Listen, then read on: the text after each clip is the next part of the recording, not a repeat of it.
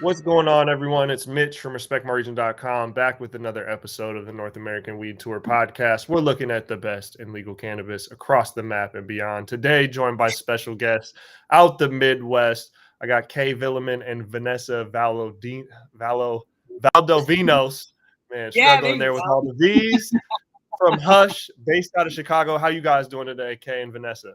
Hey, what's up, What Mitch? up? What's up? Respect my region. Doing good, doing good. Happy to be here. Thank you for having us. Awesome, man. Stoked to have you guys on here. We're obviously working on some. We'll talk about a little bit later in this episode. We're cooking up some, so we've been chatting quite a bit over these last few weeks. But before we get too deep, every episode I kick off with our guest origin story with the plant that's brought us all into this industry. It's the ethos or the backbone of the industry. We're talking about cannabis here. So since you're digitally sitting next to me, and we'll start with you and move to Vanessa. When did you and your relationship start with cannabis, whether that's personal, professional, whatever you kind of choose to let the public know about? Yeah, thanks for passing the joint over. I don't know if I'm allowed to say how old I was because I was very young, but I will say that, and I always say, my longest relationship has been with cannabis for about 20 years. Yeah, I'll just say that. So I know I was really young, but I didn't really acknowledge how it's helped me until I was an entrepreneur. When I was in college, trying to do my side hustles and being in school for photography, that's really when I was using it more purposefully. And so I started before high school, dabbled in it a little bit, but it wasn't until I was 18 that I started getting to know more about the plant itself and actually studying plant science, the biology and chemistry of the plant, and just got really obsessed with learning more about the plant itself and how it works inside my body and my system. And then throughout the years, it's helped me creatively. I went to school for photography, so it was with me throughout college, being in a dark room, doing traditional black and white stuff. And then moving past college when, I was an adult working, trying to live a more purposeful life as well. Cannabis has been there for me through everything, through my ups and downs and my lonely times and my fearful times, and also in my most successful times. And so I attribute and give props to the plant, and it's helped me become who I am today. Man, I love that. It truly is your longest relationship. Now Vanessa, it's on you. Take my virtual joint. Yeah, same with me. Being a product of the Chicago Public School, started off young with friends, and it wasn't until when I'll say I was late high school, but using it with friends. But really, I started understanding how it worked for me. I was really nervous when it came to test taking, so I found cannabis to be really great when it came to that and helped me focus and ace my freaking tests. And then moving on to college, same thing. I went to school for photography, so I used that a lot in the darkroom. It really helped me to bring out my creative juices, coming up with different projects for my photography classes. But now moving on to adulthood, I really became more of a conscious consumer, being more intentional when it comes to cannabis, whether it be for mental health or to relax my body, inflammation, to just using it recreationally too. So it's definitely been a part of me since high school. Yeah, you guys are. I didn't realize, Vanessa, you also had the photography background, or maybe we spoke about that at one point. So is that how you guys initially met? Was it through photography? You guys known each other longer than that? It is so funny that we both went to the same college. It was Columbia College, Chicago, art school. We both were in the same photography department around the same years, and we never ran into each other. We didn't even meet in college. We didn't meet at the college, but we met through a summer program that was through the college, and it was a month-long program internationally in Florence to do documentary photography. So we actually met on the airplane going to that program. We were we were early 20s. Yeah. It was my very first flight ever.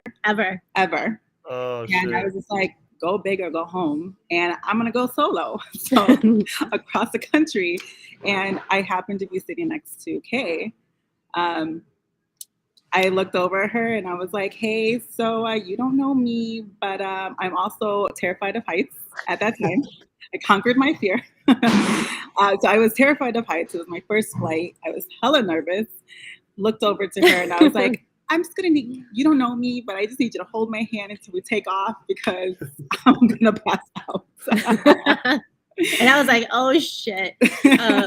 I was such a big hip hop head in college, and I had these like big ass headphones. I had just eaten edibles, and I was like, all right, 8-hour trip, let's go. I'm gonna go just, lay back and and here she is, like scared, frightened, holding onto my wrist, and I was like, crap.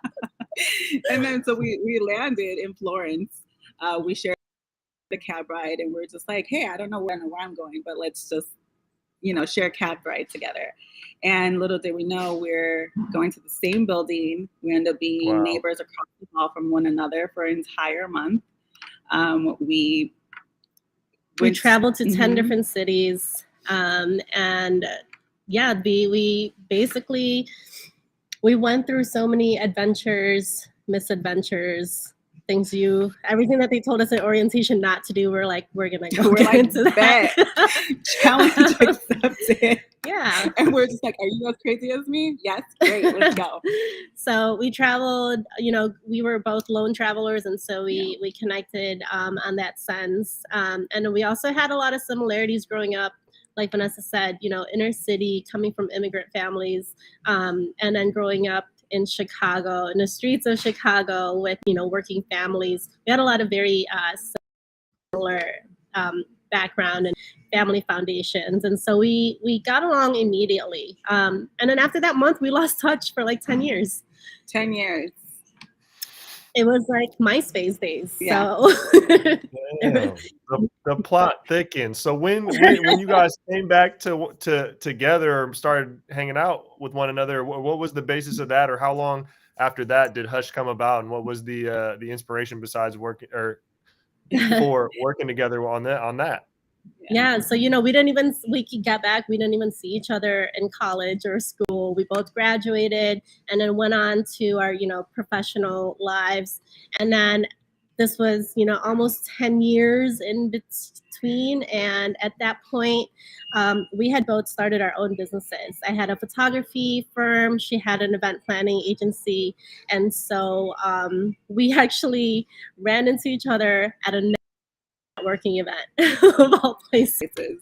So it was interesting. We made a big chaos when we realized that we were seeing each other for the first time. And at that point, we were college, young college students, and then when we saw each other, we were older business women, and so there was so much that had happened in between. But when we reunited, it was just like picking up the pieces from where no we time left had off. passed. Yeah, we were the same girls from Chicago. Oh man, I love that. What came about, like when Hush started, and you guys, who approached who, and how did that origin of the company start? Well, we've always kept in touch throughout the years as we each had our own businesses. We always supported each other, and that was our way of, once we reunited, we didn't immediately started hanging out right away. But if she had an event, I would come. If I had events, she would come, and so we were just by default supporters of each other. And then it was in 2017 when I had dissolved my business to move on to whatever was going to take me next. I had some personal life circumstances that happened that made me just stop everything that I was doing. And this was also me evolving to, who I am now, and really making sure that cannabis was at the forefront of what I was doing, or was no longer in the shadows of what I was doing, and I didn't know how to make that happen. And in that year, as I was kind of doing the whole soul searching, what am I going to do with my life?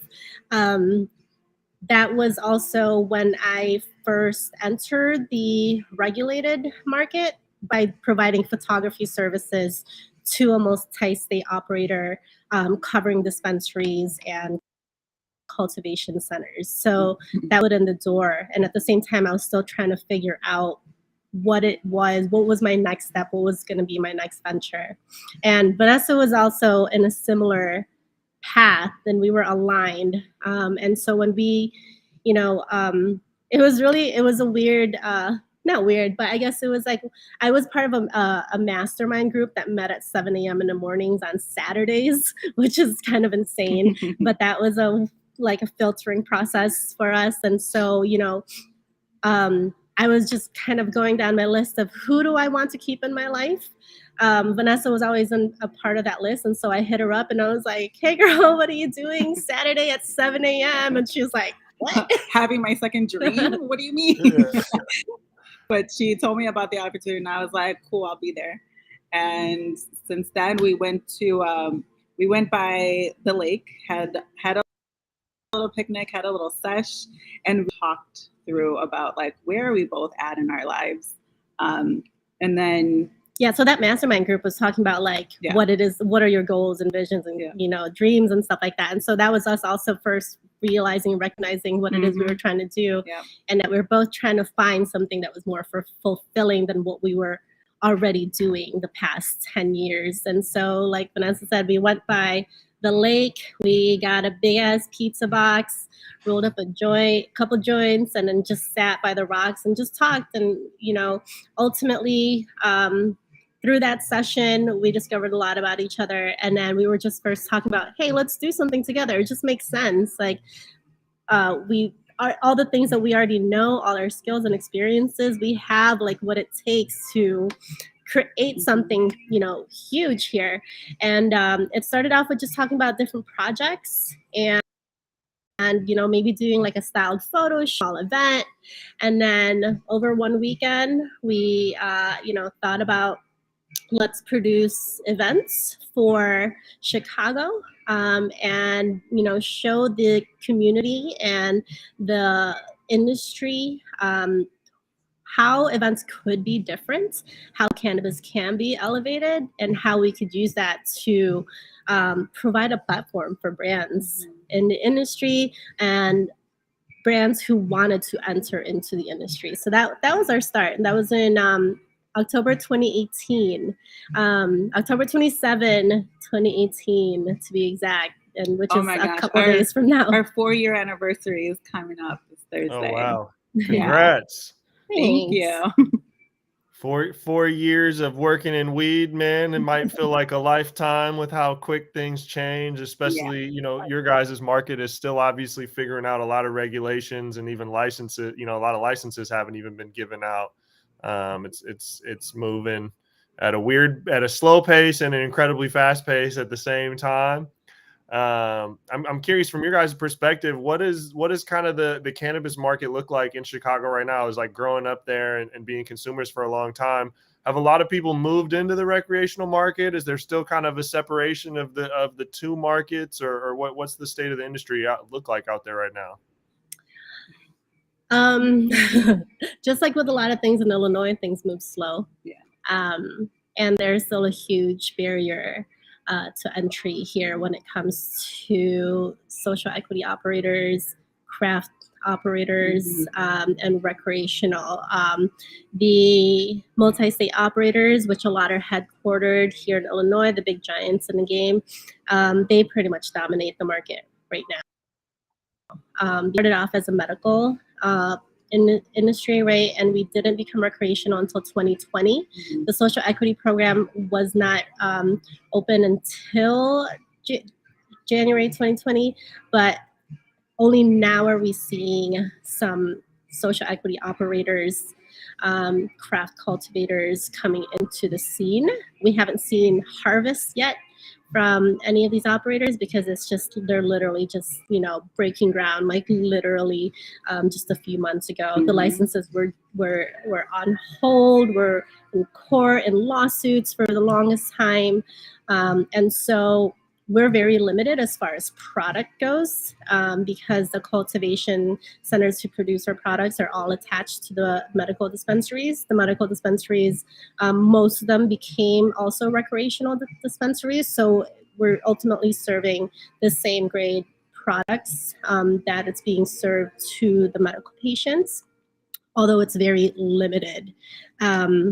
As far as quality, I don't know how honest I want to be on that, but definitely could use more brands on the scene, and I think more hands who have been growing this plant for a long time to be actually the ones growing, and just more BIPOC owned brands, more social equity operators to enter into the scene. Just give them a chance, you know, like we want to, as consumers, we want to try something different. So that's how it's been. Yeah. It's a slow moving market here. Yeah, we're not as progressive as other states, unfortunately, but we're now just starting.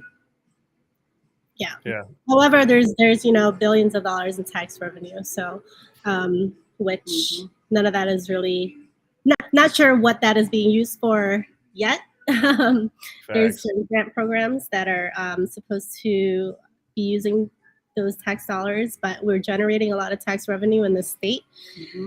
So I mean, that's an upside economically, right? But it's still there's still a lot of things that need to change.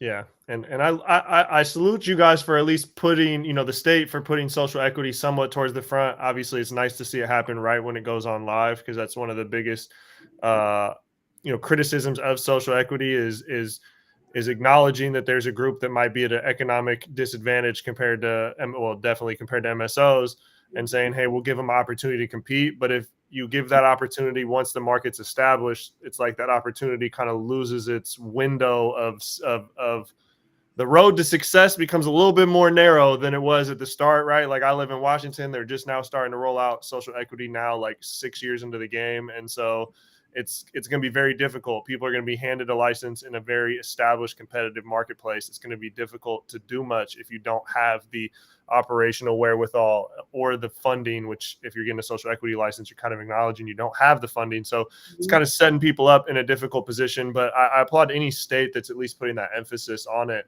And obviously you guys being, you know, minority owned, women led company, and having worked with a couple of the social equity and minority led brands in Chicago that are there. I know a lot of your attendance is a pretty diverse group. What does it look like, kind of just the temperature of people talking like about diversity in this space coming from the ground floor? Are people excited about it? Are they feel defeated about it? What's kind of the conversations around diversity and representation inside cannabis as a whole? Yeah, I was going to say, I think a little bit of both. I think they're excited because now these licenses have been officially awarded. They're excited to get moving and get on the ground, but it's also, you know, the capital. That's one of the things, and also the number of growing plants in the cultivation center, right? They're trying to expand it or something?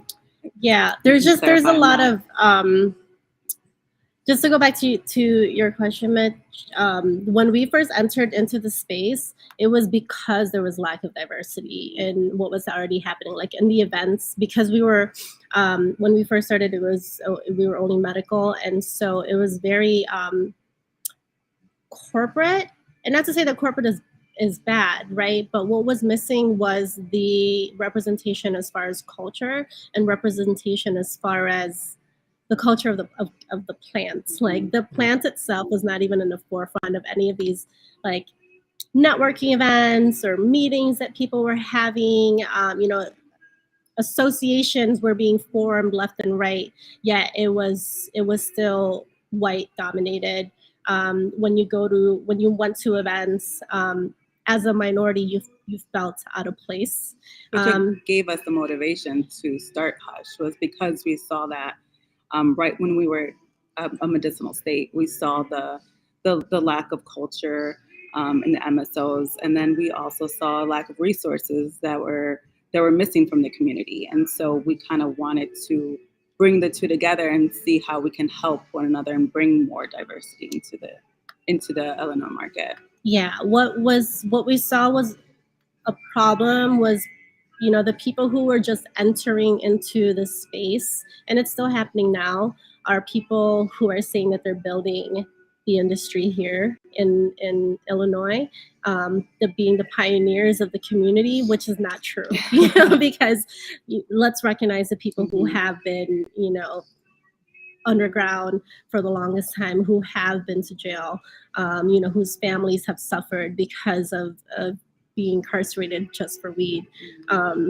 These are the people who have built the community here in Chicago. These are the people that needs recognition. Yet they were ostracized, and they were, you know, they put a big wall up, and people couldn't break through them because they didn't have the resources. They didn't know what it took to take their brand to the next level. What did it mean to enter into a regulated market? How do you even fill out one of these applications that was so like extensive? And, you know, if you didn't have the resources economically, if you lived in a disproportionately impacted area, how would you know how to fill out like a 100-page like application, you know, with formal writing? And so there were a lot of people who were being taken advantage of instead of being helped. And ultimately, that's what we were hearing from people. It was like there wasn't really a space for them, a space that they felt safe in, they felt comfortable in, that they felt that they could be themselves in and still, you know, represent cannabis. Like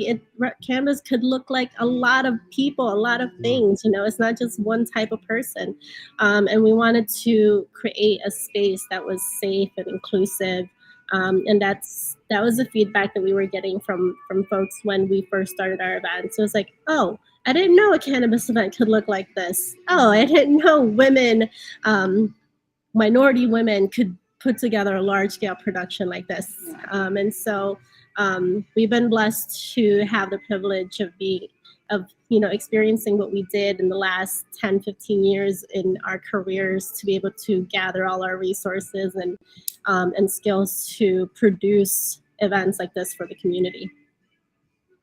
Man, I love that, and it's one of the big reasons we're excited to work with you guys. But and I don't want to gloss over all of the great things you just dropped on diversity and the insight. But there's one thing that you mentioned in there about, you know, a lot of events or pre-existing events weren't necessarily honoring the culture of not only just where the plant came from, but the plant itself, right? And it's something that I've talked about since being in legal cannabis for a time. There's so many events where I understand venues and locations might restrict the consumption of cannabis, but there's so many events based in this space, whether it's networking or business events, where like consumption is not allowed, and it's not thinking of safe consumption space. Like the thought of providing a safe consumption space is like a complete afterthought, when, you know, I believe it should be a necessity.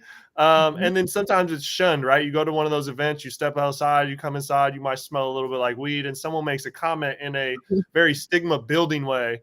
And this whole industry talks about breaking down the stigma, yet we put on a lot of these events and gatherings and celebrations just further build up the stigma against the plant that we're all talking about breaking down.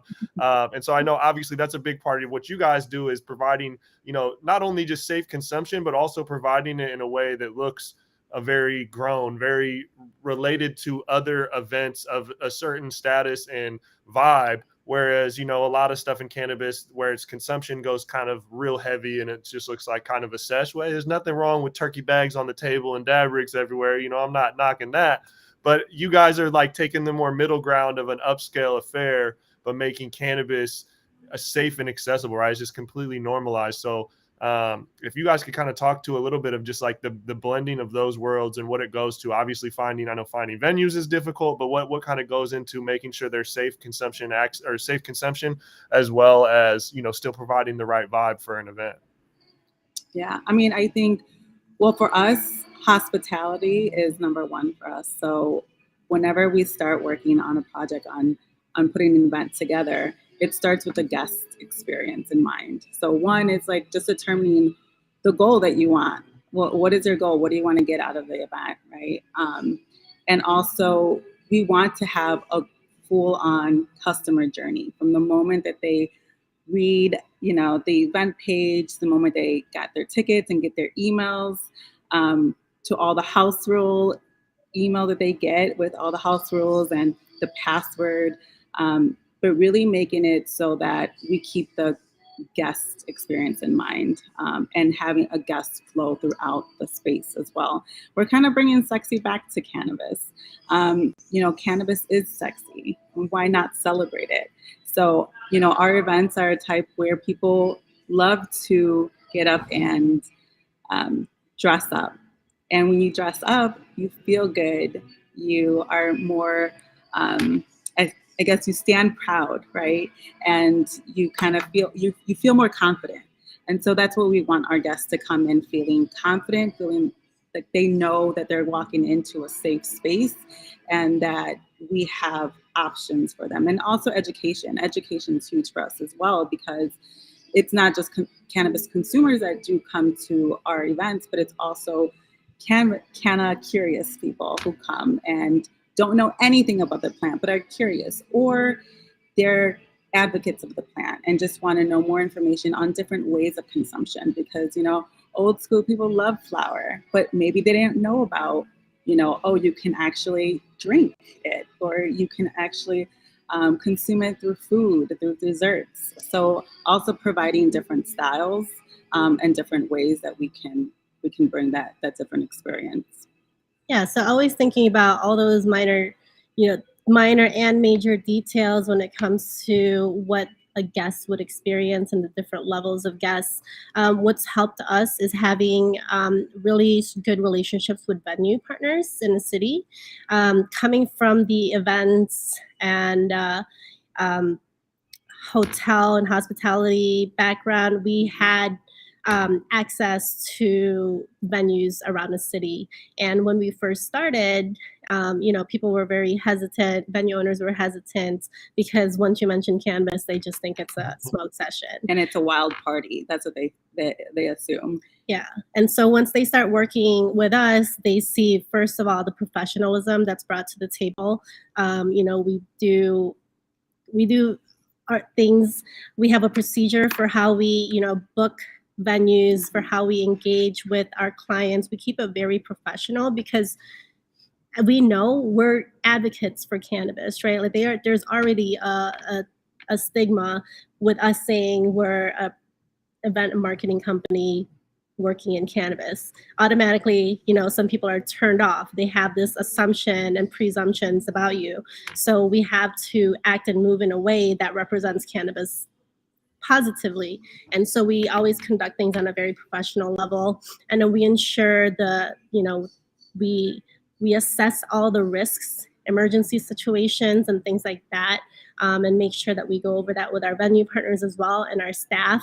And then we, like Vanessa said, provide a lot of education in different ways. So, you're not sitting on in a classroom being lectured. We have dosage charts, signages throughout the area in more fun ways. We make sure our vendors are engaging and asking a lot of questions to consumers before they administer any dabs or, before offering any products to them. We also ask a lot of questions in the beginning when they purchase a ticket. We collect data from each guest, asking them what their consumption levels are, if they're a novice user, if they're a heavy user, and we try to have signifiers and identifiers on site and have certain people of our certain members of our staff keep an eye on certain people and ensuring that they're safe throughout the night. There's always a spot too for wellness for people who get a little bit too lit, where they can go off into a more quiet space, chill, a little bit more of a CBD focused room for people who just need to come down a little bit and get away from the crowd. So every, emotion aspect, anything that could potentially happen, we think about from the very beginning. Yeah. And also just to add on to the education portion, a lot of our events have become a destination event for other professionals in the industry. So they fly in specifically for our events. So we make sure to provide education on the rules and regulations of the state, of the city, just so that they know the rules here. Man, that's fire. I do know from throwing cannabis events, and I always say just regular events that don't have anything to do with cannabis, you know, there's a significant less bad situations that happen usually when more cannabis is involved, whereas, you know, conversely, anywhere that has alcohol, there's potential things that happen. Cannabis is always not as bad, but that's great that you guys are thinking of that, especially like having like a come down room, if you will, where you can kind of chill out and relax and understand dosage, because that's a big part. If people are not experienced on that, if people have gone to sessions or cannabis events, you're pretty familiar with what your intake level is based on product, right? And that's one of the other things that changes in cannabis is just because you can smoke a ton doesn't mean you smoke a lot of blunts. A bong might do you different versus a dab versus edible, versus a beverage, you know, fast acting beverage, like everything hits you a little bit different. So it's nice to be powered with that consumption method based on, you know, your experience, right? That's definitely an important thing, even if someone considers themselves a veteran. You know, Hush is the goal. I know you guys are expanding to more markets. It's going to be more than just Chicago. In fact, here in just a couple short weeks, we're going to see the first Las Vegas event going on during MJ Biz Con, which we're a part of. So what is, you know, I know you guys are going to be doing more in Vegas besides just this, but, you know, I think I have an inclination, but why the coming out party for BizCon, and what do you guys have in store for this event? Well, you know, our motto from the very beginning of our relationship was go big. So, go big or go home. Go big or go home. We've done that from the very beginning. So as we're moving to a different market, why not make it big? And Vegas is as big as we can get right now.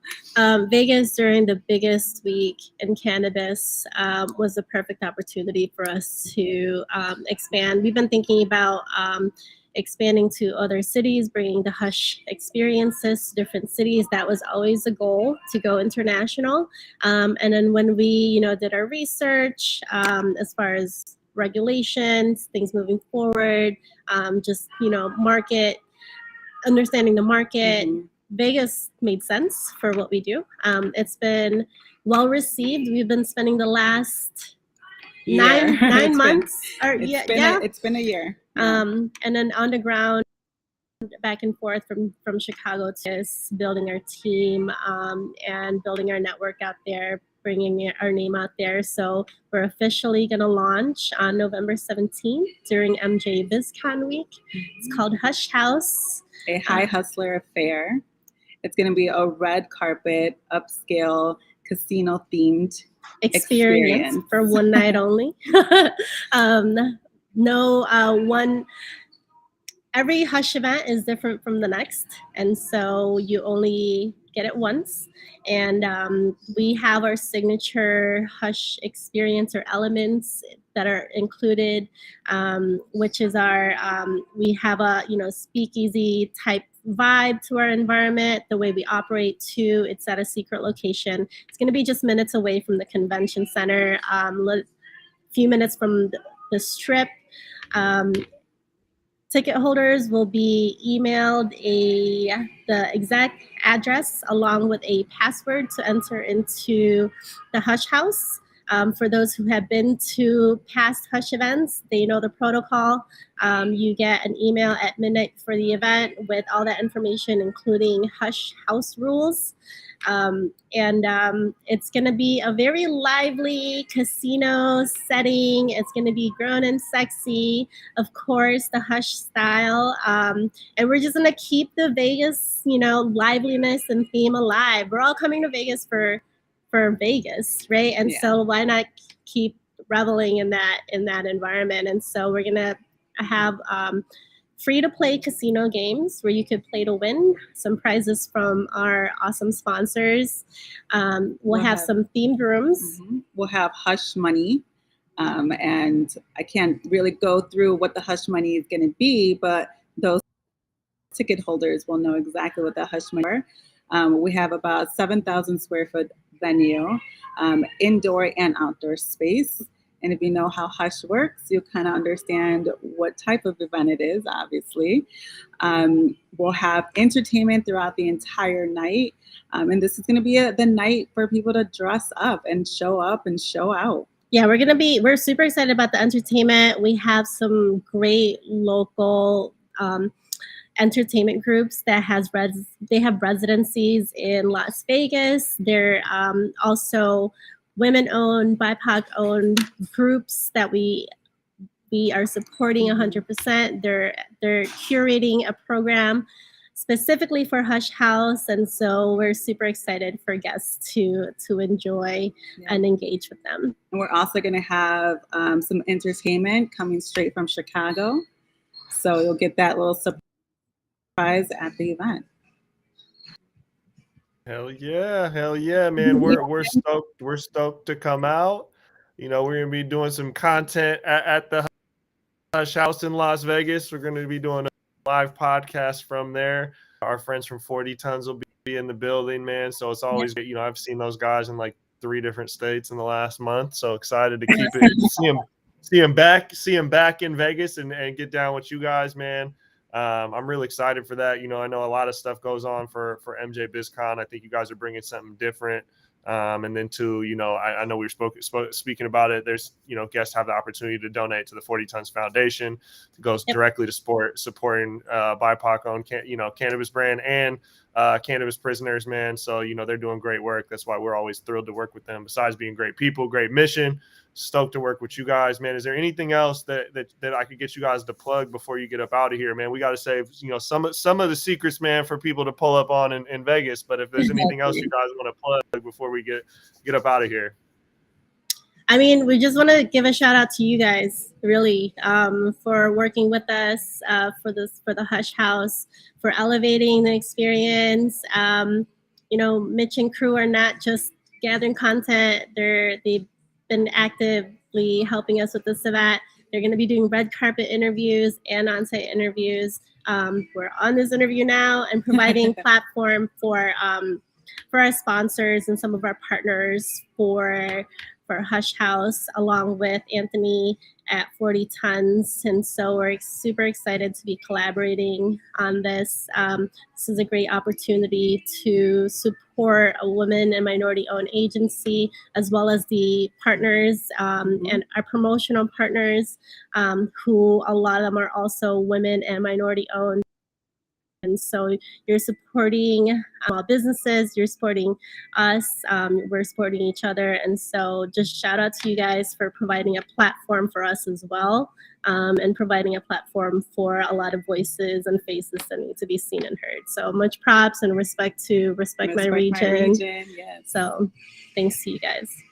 Humbled by that, man. We got to make sure that the culture got a place, man. And I think that's obviously why our 2 organizations click. And I think a lot of the people that are going to be involved think at the forefront of what we do, whether that's everything that we do. I think always having a piece of that involved with everything is an important thing, man, to keep this industry growing and make sure the right people got a seat at the table.